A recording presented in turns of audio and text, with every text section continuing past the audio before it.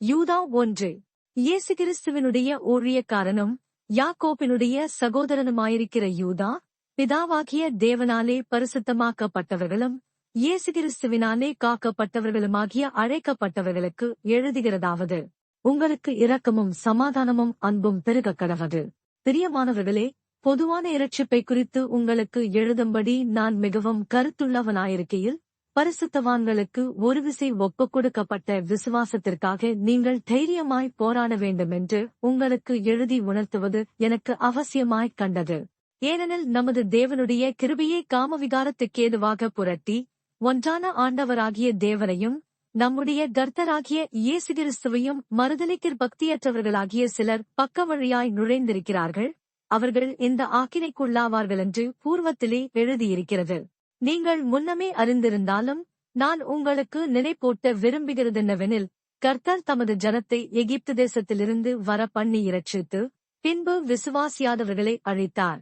தங்களுடைய ஆதிமேன்மையை காத்துக் கொள்ளாமல் தங்களுக்குரிய வாசஸ்தலத்தை விட்டுவிட்ட தூதர்களையும் மகாநாளின் நியாய தீர்ப்புக்கென்று நித்திய சங்கிலிகளினாலே கட்டி அந்தகாரத்தில் அடைத்து வைத்திருக்கிறார். அப்படியே சோதோம் குமோரா பட்டணத்தார்களும் அவைகளைச் சூழ்ந்த பட்டணத்தார்களும் அவர்களைப் போல் விபசாரம் பண்ணி அந்நிய மாம்சத்தைத் தொடர்ந்து நித்திய அக்கினியின் ஆக்கினையை அடைந்து திருஷ்டாந்தமாக வைக்கப்பட்டிருக்கிறார்கள். அப்படி போலவே சொப்பனக்காரராகிய இவர்களும் மாம்சத்தை அசுசிப்படுத்திக் கொண்டு கர்த்தத்துவத்தை அசட்டை பண்ணி மகத்துவங்களைத் தூஷிக்கிறார்கள். பிரதான தூதனாகிய மிகாவேல் மோசேயினுடைய சரீரத்தைக் குறித்து பிசாசுடனே தர்க்கித்து பேசினபோது, அவனை தூஷணமாய் குற்றப்படுத்த துணியாமல், கர்த்தர் உன்னை கடிந்து கொள்வாராக என்று சொன்னான். இவர்கள் தங்களுக்கு தெரியாதவைகளைத் தூஷிக்கிறார்கள். புத்தியில்லாத மிருகங்களைப் போல சுபாவப்படி தங்களுக்கு தெரிந்திருக்கிறவைகளாலே தங்களை கெடுத்துக் கொள்ளுகிறார்கள்.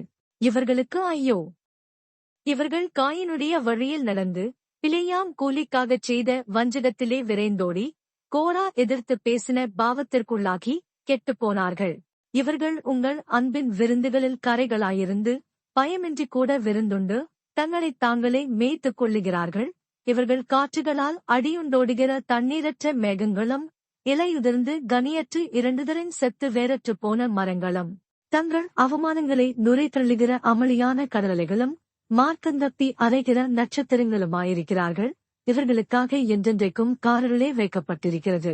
ஆதாமுக்கு 7ஆம் தலைமுறையான ஏனேக்கும் இவர்களை குறித்து, இதோ எல்லாருக்கும் நியாய தீர்ப்பு கொடுக்கிறதற்கும் அவர்களில் அவபக்தி உள்ளவர்கள் யாவரும் அவபக்தியாய்ச் செய்து வந்த சகல அவபக்தியான கிரியைகள் நிமித்தமும் தமக்கு விரோதமாய் அவபக்தியுள்ள பாவிகள் பேசின கடின வார்த்தைகள் எல்லாவற்று நிமித்தமும் அவர்களை கண்டிக்கிறதற்கும் ஆயிரமாயிரமான தமது பரிசுத்தவான்களோடுங்கூட கர்த்தர் வருகிறார் என்று முன்னறிவித்தான்.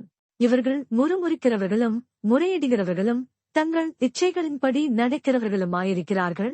இவர்களுடைய வாய் இருமாப்பானவைகளை பேசும், தற்பொழிவுக்காக முகஸ்துதி செய்வார்கள்.